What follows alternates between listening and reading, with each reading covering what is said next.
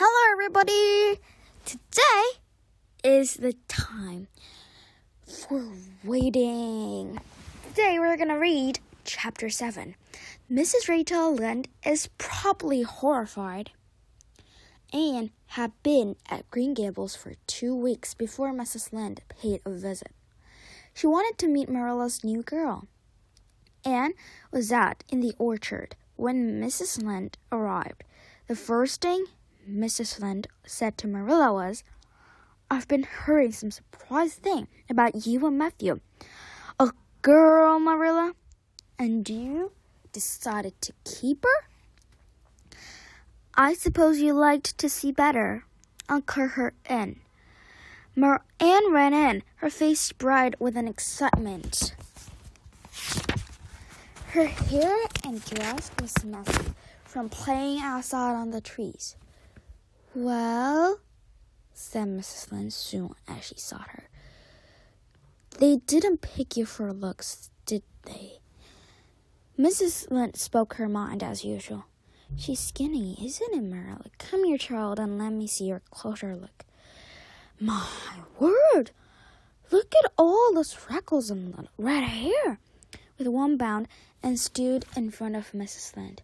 Her face was red in anger. "How dare you call me skinny and ugly? You're a rude, mean woman, and I hate you," she cried. "Anne," Marilla exclaimed, "how dare you say those things about me? You've hurt feelings like never before. I'll never, ever forgive you," Anne continued. "Anne, go to your room instantly." Marilla stamped her foot and pointed upstairs. Anne burst into tears and ran out. "Well, Marilla, I don't envy you," Mrs. Lynde said. "I should have picked on her about her looks," Marilla said. "Are you defending her?" Mrs. Lynde asked. "No," Marilla spoke carefully. "But I think you're not without the fault. I'm surprised that you're taking her side." Mrs. Lynde stood over and left, quite surprised. After Mrs. Lynde left, Marilla went to talk Anne. How should she punish her? There was no question that Anne was rude. But she was ruder than her friend Rachel? She thought of a time. Then she was very young, and an aunt said almost one the time about her. Marilla recalled how much that had hurt feelings. Marilla walked into Anne's room and found her sitting on a chair and arms crossed.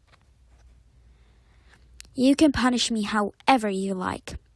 You can throw me in the deep, dark dungeon, but I'll never say I'm sorry." "We're not in the habit of shutting people like a deep, dark dungeon," Marilla said dryly. "We'll have no few of them in Nivola, but I'm afraid you'll have to apologize to Mrs. Lynde, and that's there is to it."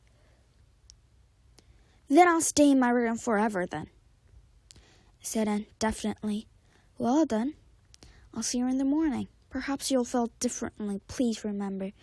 And you said you tried to be a good girl while in Green Gable, and did not come down for the breakfast next morning."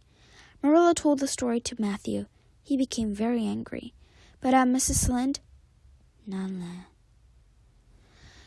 "That was a mean thing for Rachel to say." His face became red. "She had no right to say it." "Matthew Cuthbert!" "Anne was rude too," Marilla said. "She should learn to control her temper." Matthew sipped his morning tea. "I suppose you're right, Marilla, but don't be too hard on her." Marilla left the kitchen when Anne's breakfast on a tray. She also carried Anne's lunch and supper up to her room in the east gable. And when Anne was determined to stay in her room forever, it seemed. That night, when Marilla was bringing the cows from the field, Matthew slept on the back stairs. He took a deep breath and knocked softly to Anne's bedroom door. When Anne said, "Come in," he quickly into her room. "Anne, how are you making out here?" Matthew said, and was still sitting on the chair window, gazing out to the garden. She looked very small and unhappy. Pretty well, I suppose.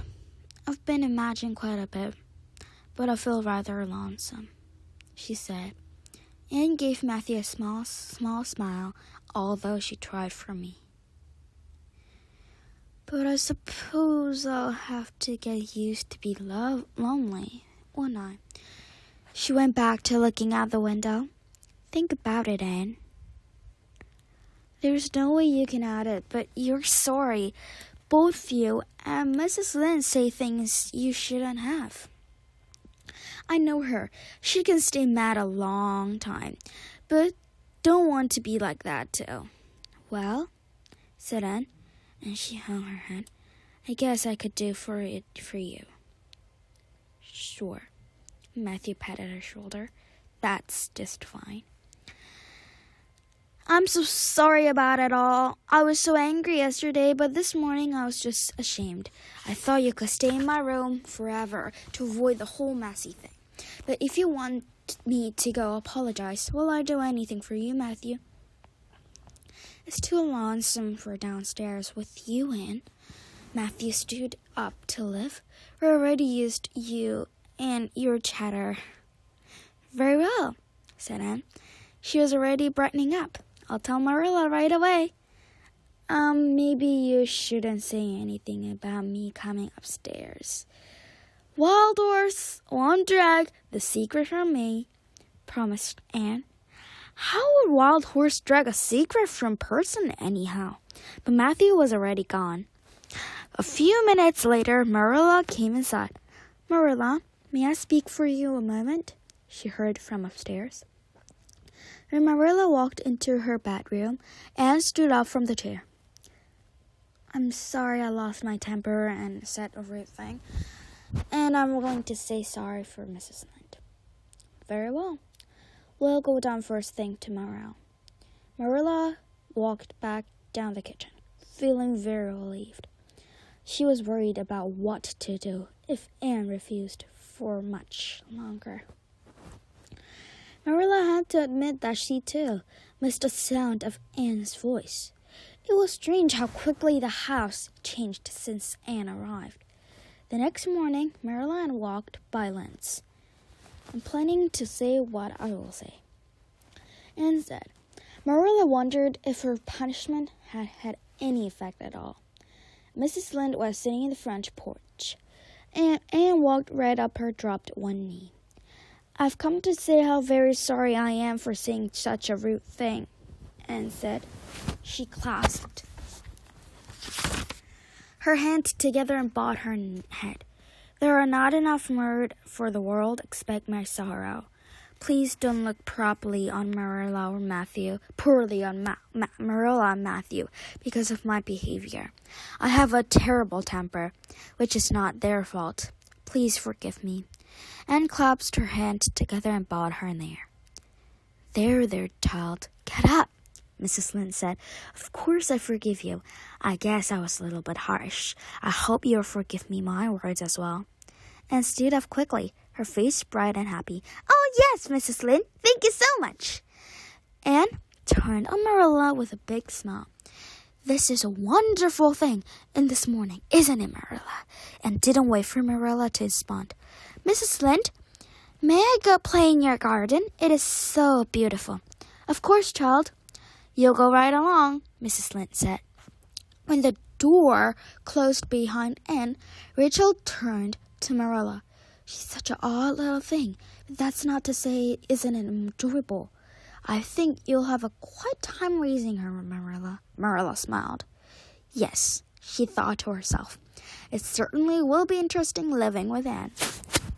So this is end of chapter 7. So, maybe next time, guess what adventure will be waiting for us?